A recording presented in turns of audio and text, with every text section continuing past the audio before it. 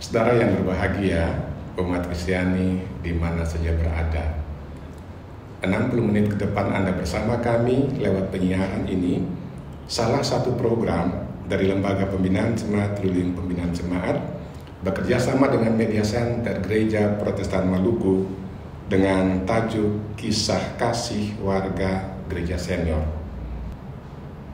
Saya memperkenalkan narasumber yang hari ini akan berbagi bersama kita, Pak Pendeta Yan Matatula.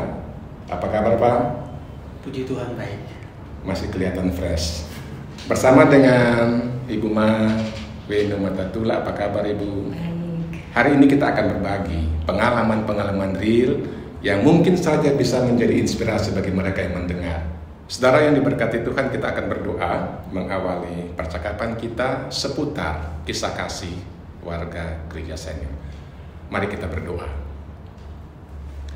Kuasa-Mulah yang menyatukan kami di tempat ini. Karuniakanlah kepada kami hikmat. Dalam jamahan ilahi itu, kami mampu berbagi, memberikan inspirasi bagi semua orang yang mendengar. Talenta-talenta kami, pelayanan-pelayanan kami, pengabdian-pengabdian kami. Dan kami percaya percakapan ini akan menjadi berkat bagi kemuliaan Tuhan. Dalam nama Allah, Bapa, Putra, Yesus Kristus, dan Roh Kudus kami berdoa. Dimuliakanlah namamu kini dan sampai selamanya. Amin. Bapak Ibu yang kekasih, dan kalau tadi awal saya tanya Pak Yan, baik, Bu Ma juga, itu artinya kehadiran kita jumpa hari ini itu juga karena kebaikan Tuhan. Kebaikan Tuhan yang akan kita refleksikan dalam seluruh pergumulan kita, bahwa kita ada hanya karena Tuhan. Dan karena itu mungkin pertanyaan awal yang bisa menjadi kekuatan bahwa kita ada hanya karena pertolongan Tuhan. Saya mau tanya dulu, Bapak Yan sekarang usia berapa ya? Iya, puji Tuhan. 61 tahun. 61 tahun. Kalau Ibu Ma 60 tahun. beda-beda tipis ya. 1 tahun.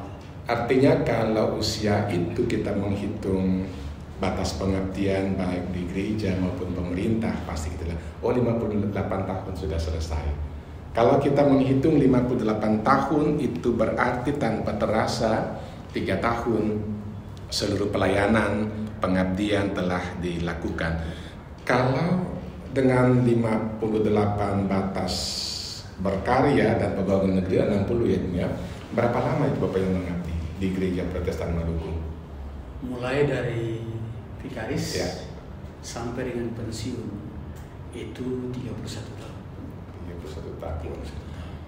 Bolehkah sedikit menceritakan kondisi awal? Kan kita punya waktu berubah ini. Zaman kita dengan zaman yang sekarang ini pasti mengalami perubahan. Seringkali orang bilang, oh kita dulu berbeda dengan yang sekarang ini. Apakah perbedaan itu juga yang bisa mengaburkan tanggung jawab melayani, ataukah sama tapi tergantung kepada kita yang melakukan? Sedikit keadaan Terus berubah, ya. tak bisa dipungkiri. Tetapi kita yang melayani mesti menyesuaikan diri dengan perubahan itu tanpa menghilangkan integritas kita sebagai pelayan. Itu. Dan karena itu ketika mulai melakukan tanggung jawab sebagai vikaris dan ditabiskan, kami melakukan tanggung jawab itu dari dulu vikaris di Jemaat Bula, kemudian ditabiskan, dan setelah itu melayani di Jemaat Anggai. Sekarang sudah tidak ada itu jemaat, ya, karena kerusuhan. Sudah menjadi Jemaat Air Mangga di Ubi. Ya. Dari Ubi pindah lagi ke Bula. Di Bula kemudian kerusuhan, kita melayani di Sorong sama pengungsi itu ada 1 tahun 3 bulan. Kemudian melanjutkan tugas di Dobo. Dari Dobo ketua majelis, kemudian sekretaris klasis, dan pindah ke Masohi. Di Masohi sekretaris kelas Masohi, dan sesudah itu pindah ke ketua klasis Kairatu. Dan 2018 pindah ke Silo dan mengakhiri seluruh tanggung jawab sebagai pegawai organik GPM, pegawai pendeta GPM itu 2021 di Jemaat Silo, dan sesudah itu kemudian menetap di Sudi. Nah, jadi seluruh aktivitas pelayanan yang dilakukan mulai dari vikaris sampai dengan pensiun, ya kita melayani sesuai dengan apa yang Tuhan mau sebagai seorang hamba yang kita lakukan dalam Javid. Iya, saya kembali ke Ibu Maya dulu. Kalau pendeta 58 juga, kalau pegawai negeri pasti 60. Berapa lama Ibu melayani sebagai pengajar? Kurang lebih 33 tahun. Apakah selama Bapak yang bertugas selalu mengikutinya, ataukah Ibu lebih banyak bersama dengan keluarga di Ambon? Sebab kalau di Bangun Persakapan ini berpindah-pindah terus ini. Iya, memang tempat pekerjaan kita pindah-pindah terus. Tapi dari awal pacaran kita sudah punya komitmen bahwa bagaimanapun juga kita harus sama-sama. Jadi tetap ikut Bapak Yan pindah, kemana Bapak Yan pindah, ya ikut pindah lagi. Jadi melayani bersama-sama, tidak pernah terpisahkan begitu. Iya. Dan sukacita satu pertanyaan ini dengan dinamika kerja melayani yang berbeda, bagaimana Bapak dan Ibu meramu, mengkonsepkan hubungan cinta kasih di tengah keluarga itu sehingga mungkin mereka yang mendengarkan juga akan, oh iya kita bisa belajar dengan tempat tugas yang berbeda, kemudian berpindah-pindah tempat, tapi hubungan cinta kasih yang diramu itu tetap indah. Yang pertama, kami memahami bahwa sebagai keluarga Kristen, kita mendasari hubungan cinta kasih itu dengan cinta kasih Kristus. Cinta kasih Kristus yang menghidupkan, yang saling melengkapi, yang rela berkorban dan siap mengampuni. Itu dulu dasarnya. Karena itu seperti yang Mas sampaikan tadi, bahwa sejak pacaran sampai menikah kita punya komitmen harus sama-sama. Walaupun resikonya kadang ini juga tidak mudah, karena urus pegawai negeri pindah ke satu kabupaten lain itu tidak mudah. Contoh sederhana itu ketika Madi Bacan dan Beto SK di Pula harus pindah ke Pula, itu tidak mudah. Tapi kami memilih untuk tetap pindah ke Pula walaupun tidak mudah, tapi ternyata Tuhan merestui. Butuh waktu ya Pak untuk mutasi. Butuh waktu. Kita tidak dapat gaji itu ada berapa? 2 tahun. 2 tahun. Dan karena itu 2 tahun yang tidak dapat gaji, pertanyaan tadi bagaimana kita meramu hubungan cinta kasih yang berbeda. Jadi itu. dasarnya itu dulu ya. Yang kedua itu kita berusaha untuk membangun suasana harmoni, suasana romantis dalam rumah tangga seperti ketong ya, dari pacaran yang 6 tahun, kita pacaran 6 tahun 6 bulan 10 hari baru menikah. Jadi suasana itu yang terus ketong bangun ya, terbawa terus ya. Jadi ya saling menyapa dengan panggil sayang, saling memuji. Itu konsepnya Pak Yan. Kalau Ibu Mah gimana? Iya, jadi sama dari awal kan ketemu pacaran, sudah punya komitmen sampai menikah. Jadi ketemu dua tetap ciptakan suasana seperti masa pacaran. Walaupun sudah menikah kurang lebih 30 tahun lebih ya, tapi kita ciptakan kehidupan rumah tangga itu seperti masa pacaran saja. Jadi romantis ya, ucapan-ucapan sayang itu setiap hari harus. Kalau panggil C ya sayang, jadi seperti sudah terbiasa, jadi tidak kaku lagi. Jadi sapaan sayang itu penting. Kemudian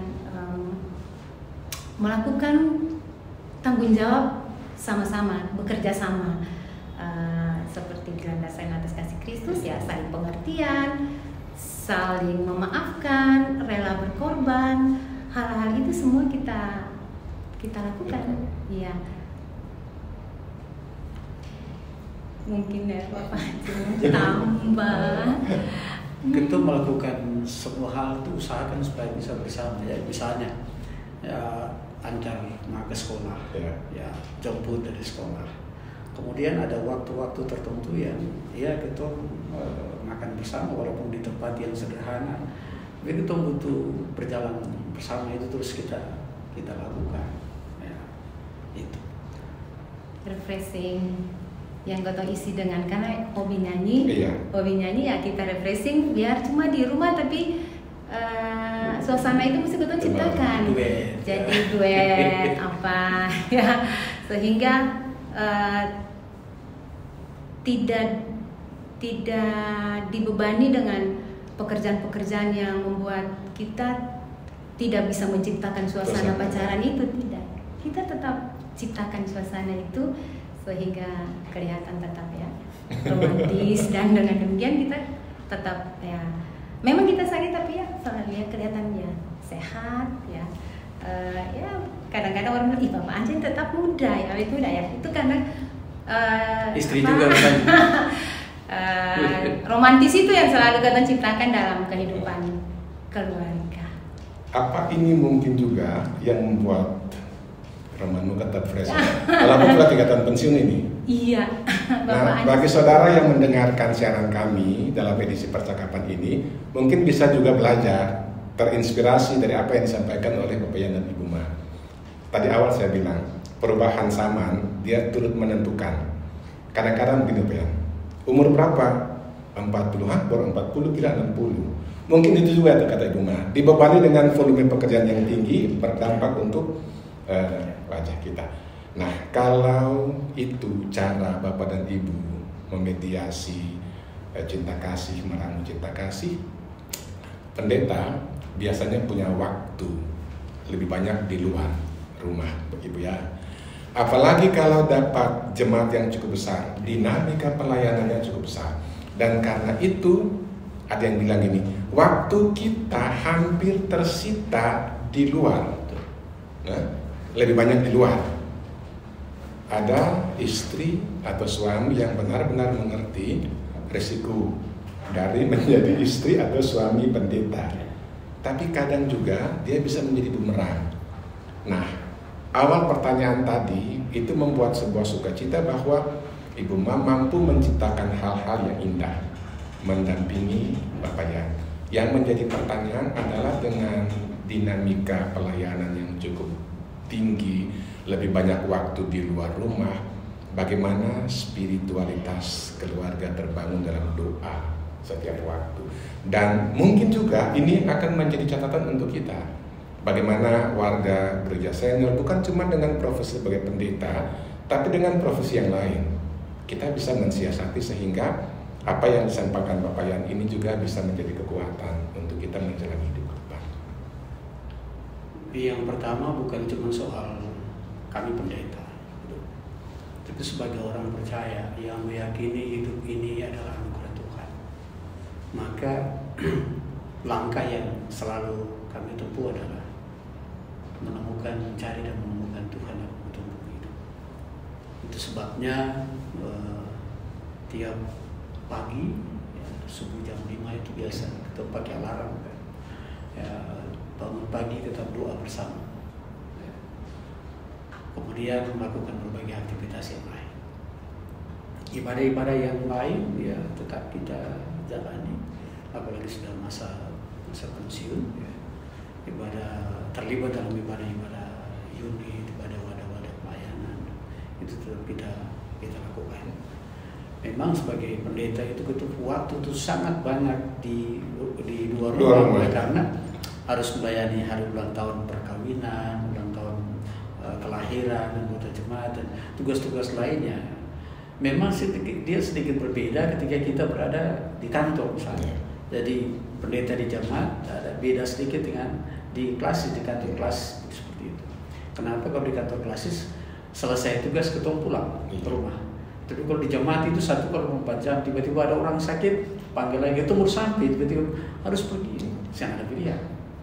Dan karena itu supaya kita tetap kuat, mampu untuk melakukan tugas itu, membangun spiritualitas lewat pergumulan, lewat doa, menyerahkan seluruh tanggung jawab pada Tuhan.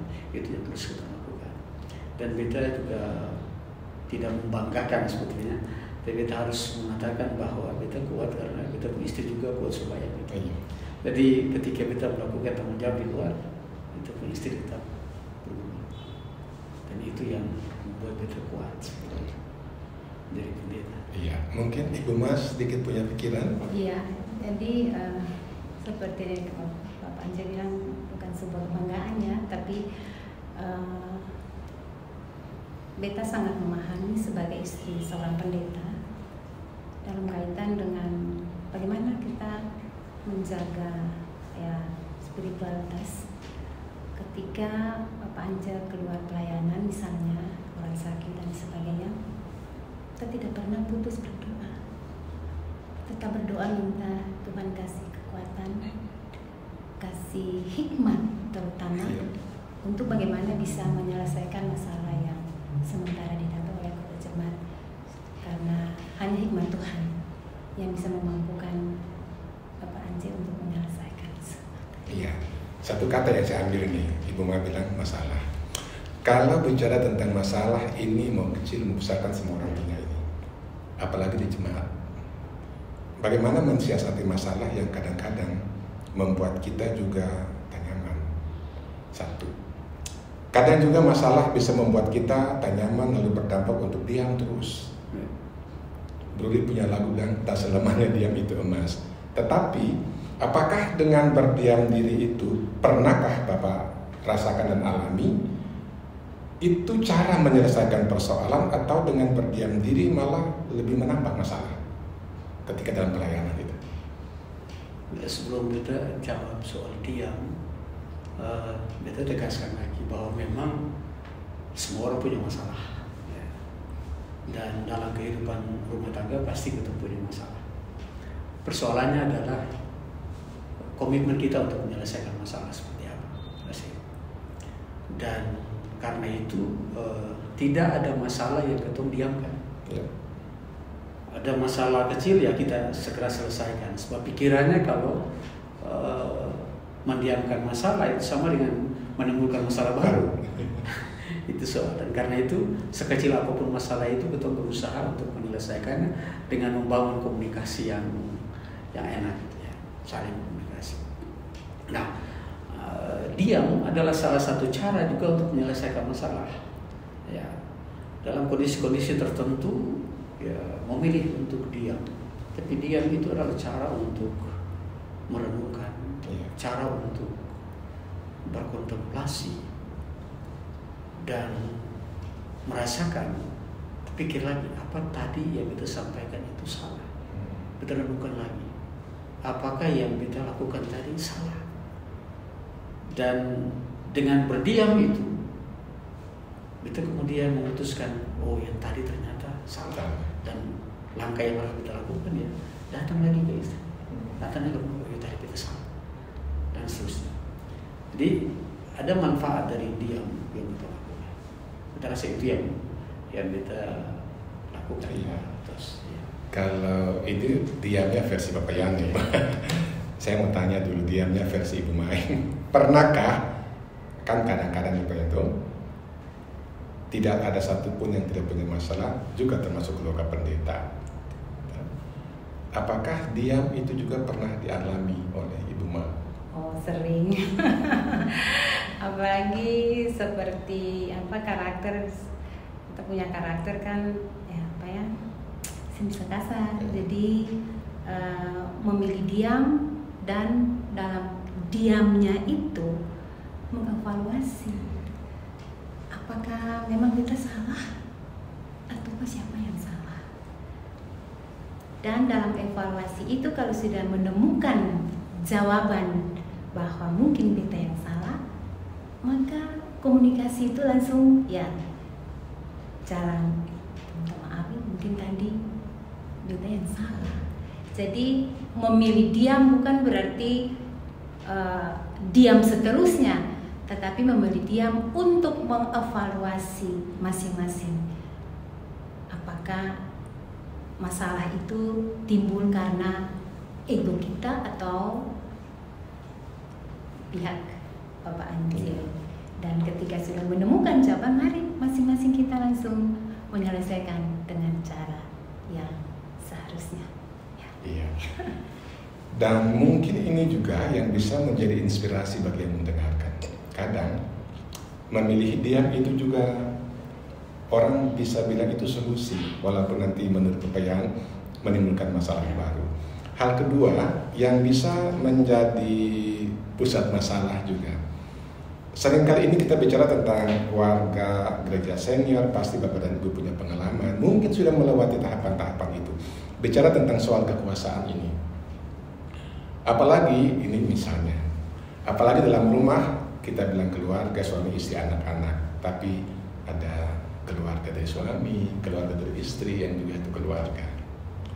Seringkali muncul bahasa, ibu tuh lebih berkuasa, bapak itu lebih berkuasa. Mungkin di pikiran kata kuasa itu bisa kita katakan mengatur, atau itu saja, tidak boleh dilanggar. Ini yang bisa kita kaitkan. Nah, apakah bapak dan ibu punya pengalaman juga dengan, walaupun saya percaya dari percakapan-percakapan awal tidak pernah, tapi apakah itu juga yang bisa menjadi bahan inspirasi untuk mendengar bahwa dengan saya lebih berkuasa karena saya gitu. Apakah itu pernah? Iya, selama 33 tahun berumah tangga, yang ada di pikiran kami bukan soal kuasa, siapa yang berkuasa dalam keluarga, tapi yang ada itu adalah soal peran. Jadi peran kita sebagai kepala keluarga, sebagai suami, sebagai ayah, itu yang kita lakukan. Sehingga apa yang menjadi tanggung jawab dari seorang suami, seorang ayah, itu betul optimal melakukannya, memberi perlindungan kepada istri dan anak. Ya. Apa yang bisa kita lakukan itu bukan cuma untuk istri dan anak, tapi juga orang tua. Ya. Di rumah itu ada beta kasih nama ya. Ketua dua ini warga gereja warga gereja dewasa yang junior. Tapi di rumah itu ada dua juga warga gereja dewasa yang senior. Dan mengatur mereka bukan mudah, tapi itu kesukacitaan bagi kami. Dan kami mengaturnya bukan karena soal kuasa, tetapi berusaha untuk memahami karakter mereka sehingga kehidupan bersama itu bisa berjalan dengan baik gitu rasanya. Jadi bukan soal kuasa, tapi soal peran yang mau kami mainkan. Ya. Ada sedikit Ibu. Boleh. Jadi dalam peran itu Bapak Anjil punya peran sebagai suami, sebagai bapak. Saya punya peran sebagai istri yang bagaimana melayani suami, anak, juga orang tua. Dan dalam menjalankan peran saya sebagai istri itu tidak pernah menghilangkan rasa hormat kepada suami. Jadi bukan rasa apalagi sebagai seorang pegawai ya, pegawai negeri yang tentunya dalam tanda kutip ya punya ya, tapi tidak. Peran saya sebagai istri tetap sebagai istri, dan peran saya suami saya sebagai suami tetap sebagai suami, dan saya sebagai istri tetap menghargai dan menghormati suami. Iya. Jadi soal kuasa atau kekuasaan itu juga dia bisa berdampak untuk soal. Apalagi pekerjaan yang berbeda ya Pak ya.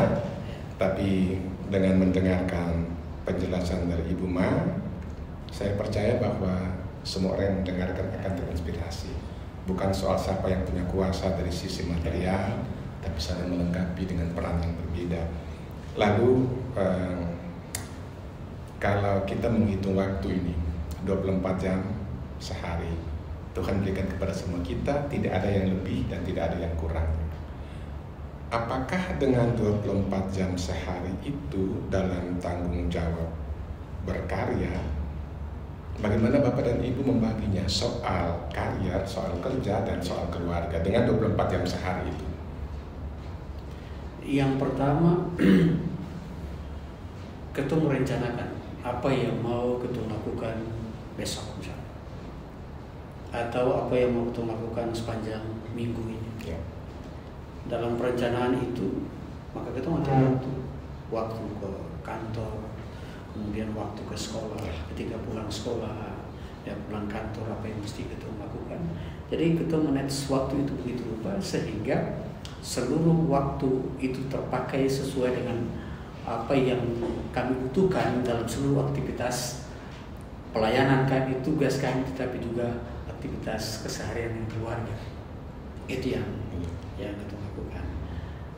Jadi bangun pagi, berdoa, dan mulai mengerjakan pekerjaan-pekerjaan di rumah, dan selanjutnya melakukan aktivitas di luar rumah, ya kunjungi anggota jemaat, kerja di pendeta di jemaat.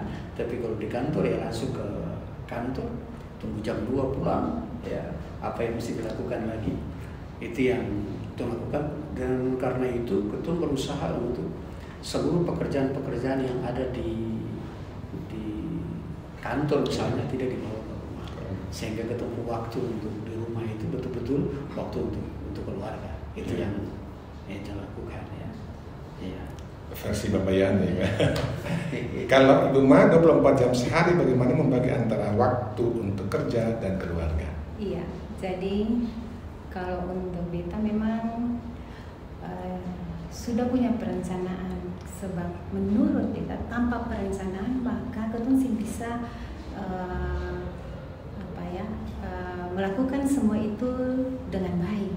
Jadi perencanaan waktu sedemikian rupa untuk kerja, di rumah, di sekolah, dan oleh sebab itu semua pekerjaan-pekerjaan di sekolah yang bisa diselesaikan di sekolah maka itu diselesaikan di sekolah, sehingga pulang ke rumah perencanaan apa yang sudah direncanakan untuk keluarga itu yang dijalankan.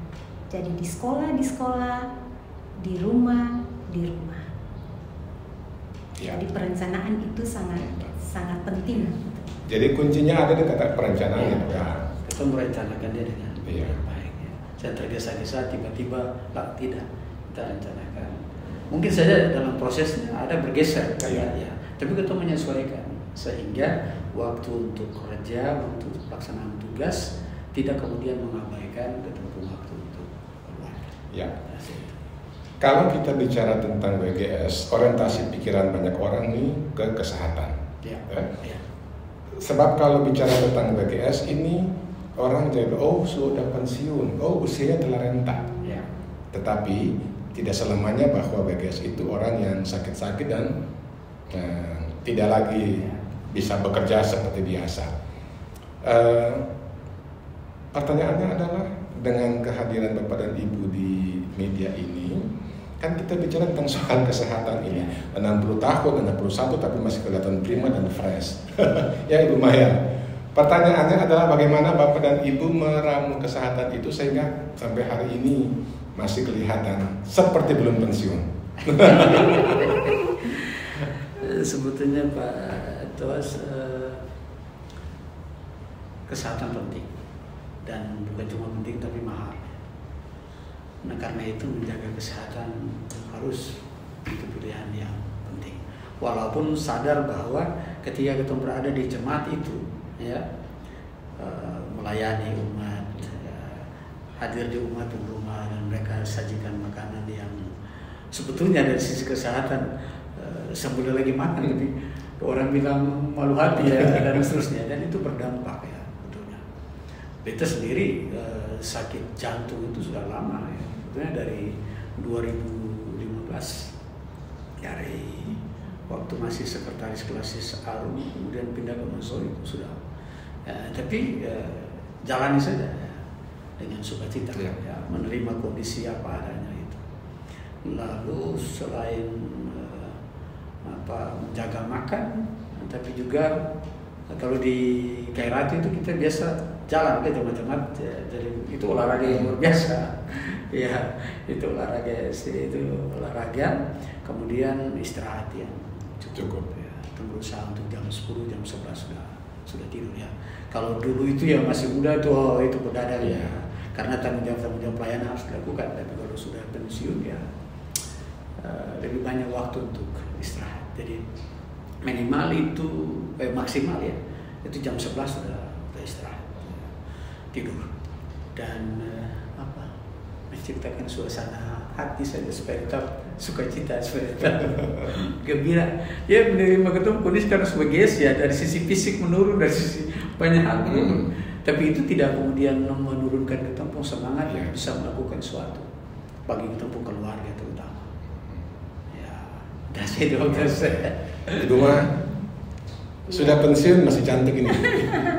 Jadi selain jaga makan, ya istirahat cukup, olahraga, tapi juga enjoy. Sebab yang paling penting itu dari dalam. Ya, suasana batin yang mesti dijaga. Bagaimana suasana batin itu dijaga dengan yang tadi ya ciptakan suasana-suasana yang membuat kita enjoy. Jadi selalu gembira ya, senyum, kata-kata yang menghibur, kata yang romantis tadi itu juga membuat suasana batin nyaman, dan dengan demikian kita tidak terbebani dengan hal-hal yang membuat kita pikiran langsung ya bisa. Jadi yang sangat penting itu selain faktor menjaga makan, istirahat, olahraga, enjoy. Harus ciptakan suasana yang nyaman, batin yang nyaman dari dalam dengan bagaimana ya kata-kata yang ketemu sapaan dari menit ke menit ya setiap hari itu mesti menciptakan kata sayang. Ini juga yang bisa menjadi inspirasi bagi ya jika mereka yang mendengarkan siaran kita ya. Artinya tadi dibilang kesehatan itu mahal. Ada yang bilang lebih baik mencegah daripada mengobati. Mengatur pola makan ini juga, apalagi di jemaat Ibu ya. Lebih banyak waktu tersita di luar.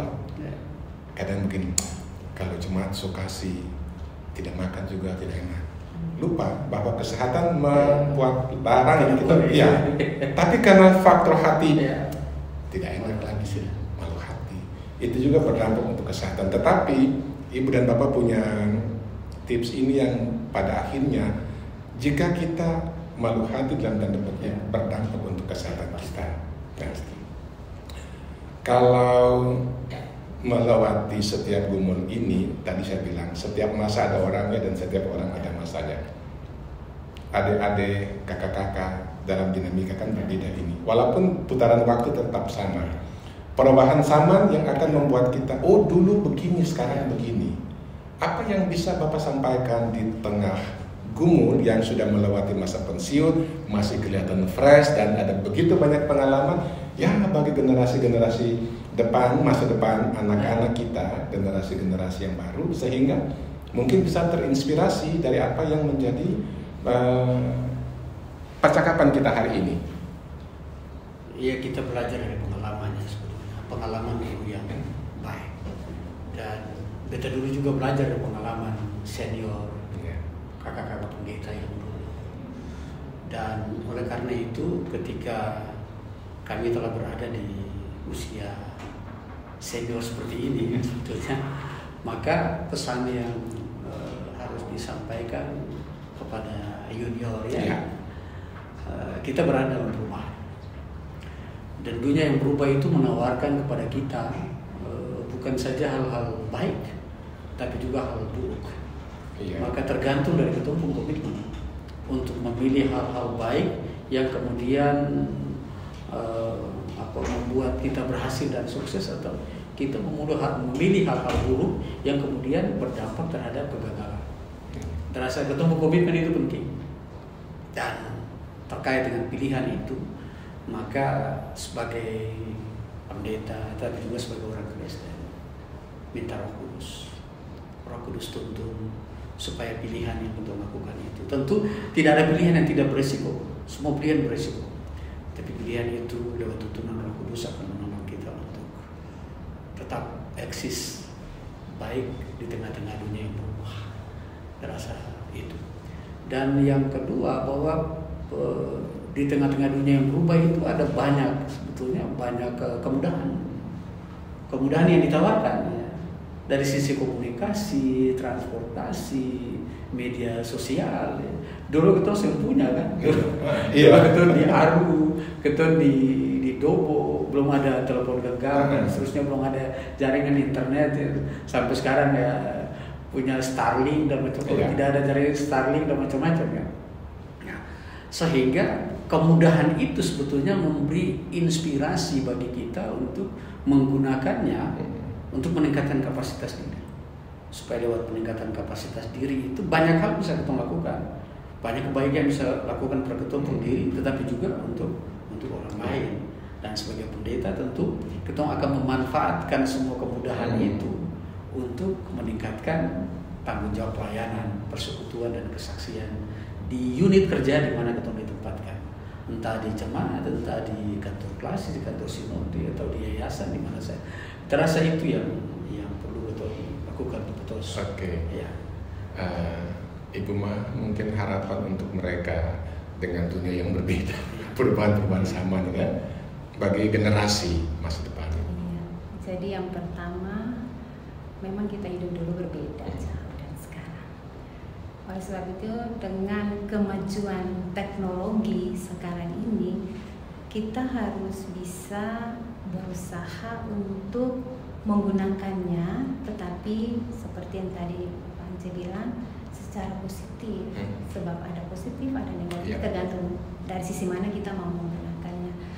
Sebab kalau kita tidak menggunakan teknologi seiring perubahan, kita akan ketinggalan.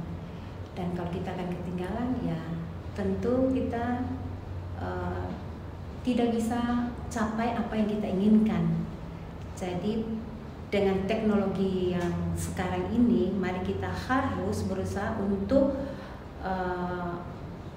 memahaminya, menggunakannya untuk peningkatan kapasitas kita diri masing-masing supaya bisa meningkatkan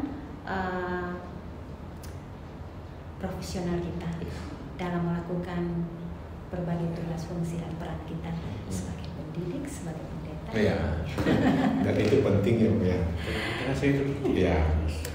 Kalau memang itu menjadi harapan dari generasi masa depan dengan perubahan-perubahan zaman yang sementara ini kita alami, kita punya jumpa ini adalah jumpa warga gereja senior.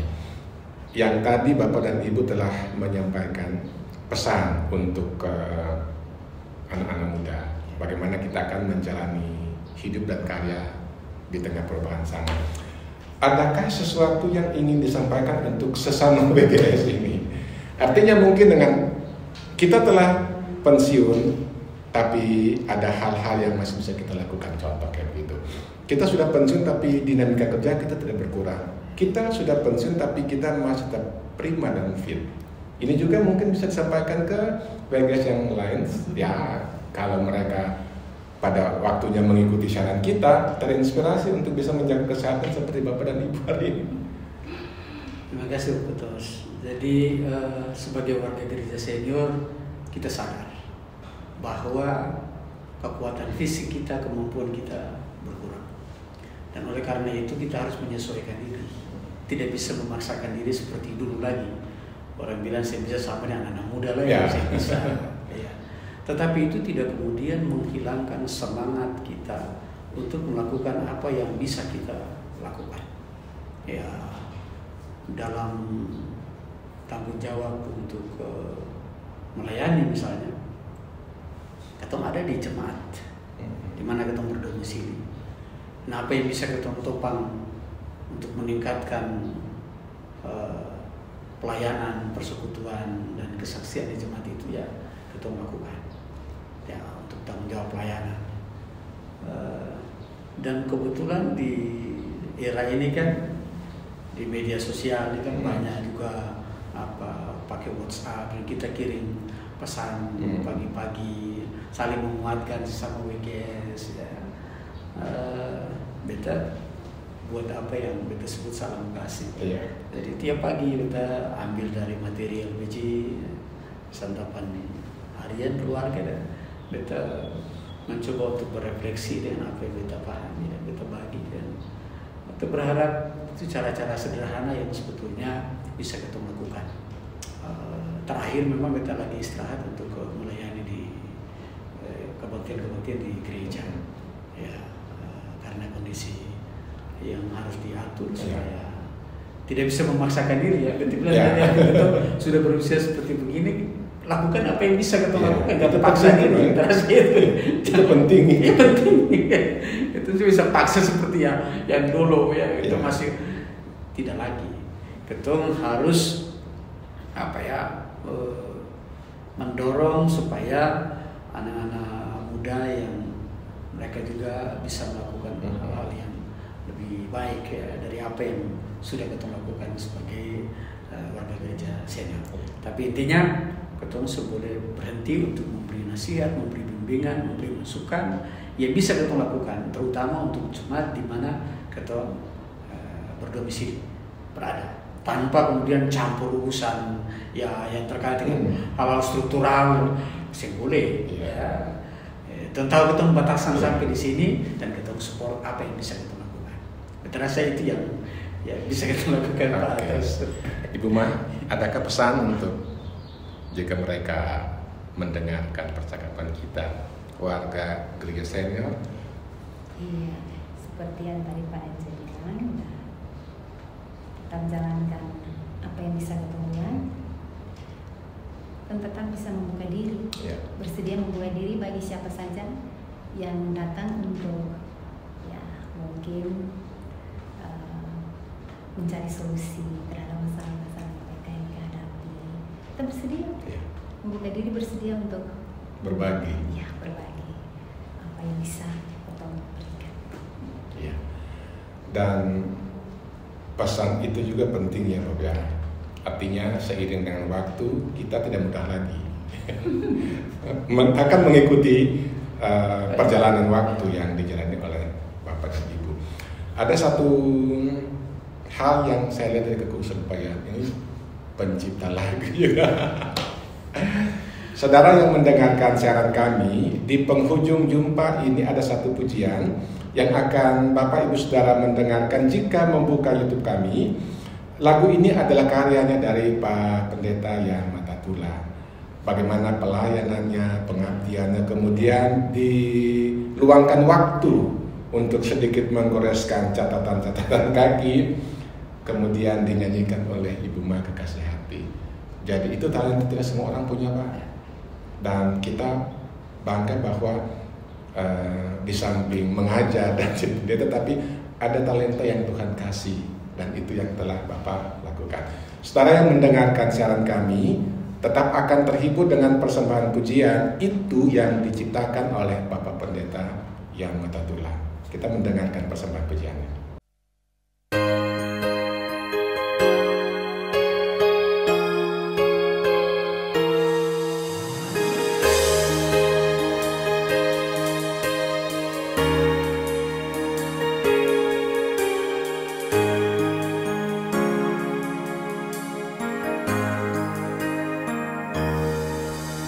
Melangkahkan kaki di jalan itu,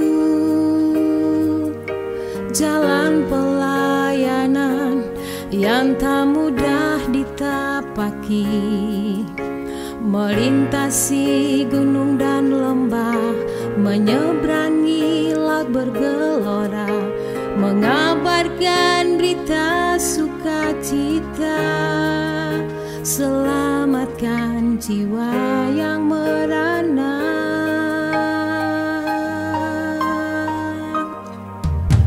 Perjalanan itu tak pernah berakhir. Selama hidup ini masih Tuhan beri.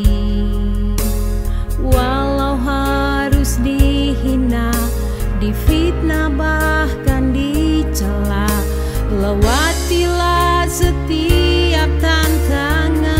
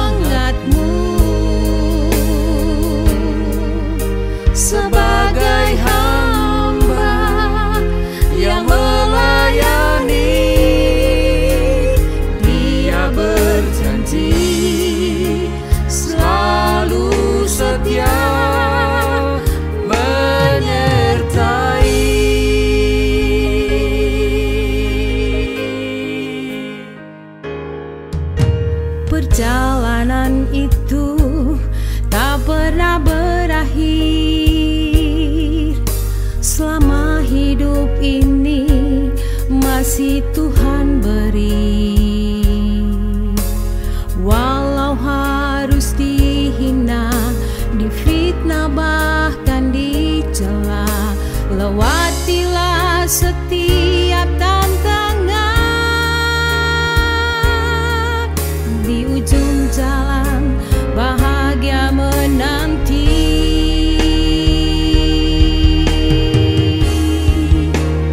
Itu panggilanmu,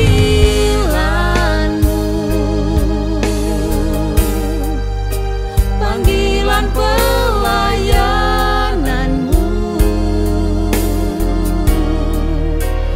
Melangkahlah walau kakimu terasa berat.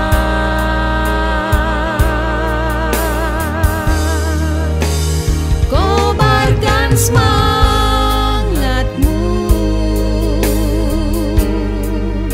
sebagai hamba yang melayani. Dia berjanji selalu setia menyertai.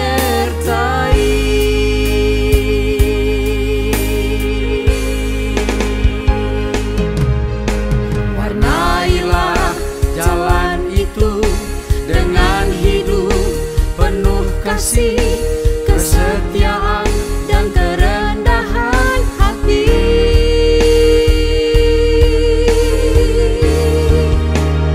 Itu panggilanmu,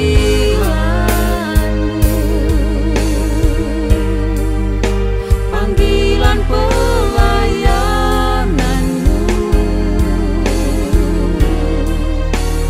Melangkahlah walau kakimu terasa berat.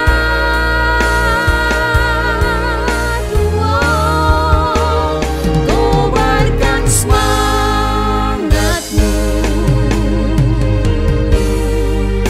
sebagai hamba yang melayani. Dia berjanji selalu setia menyertai.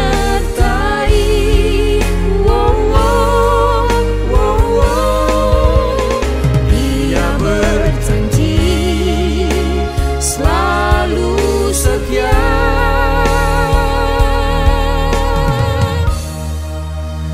menyertai.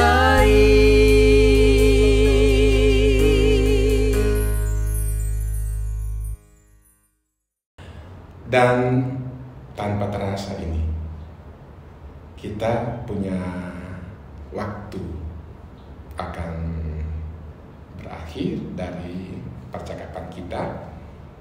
Satu harapan bahwa percakapan ini akan tetap menjadi berkat bagi semua orang yang mendengar. Apalagi dengan muatan-muatan Alkitabiah yang disampaikan, penguatan-penguatan yang disampaikan.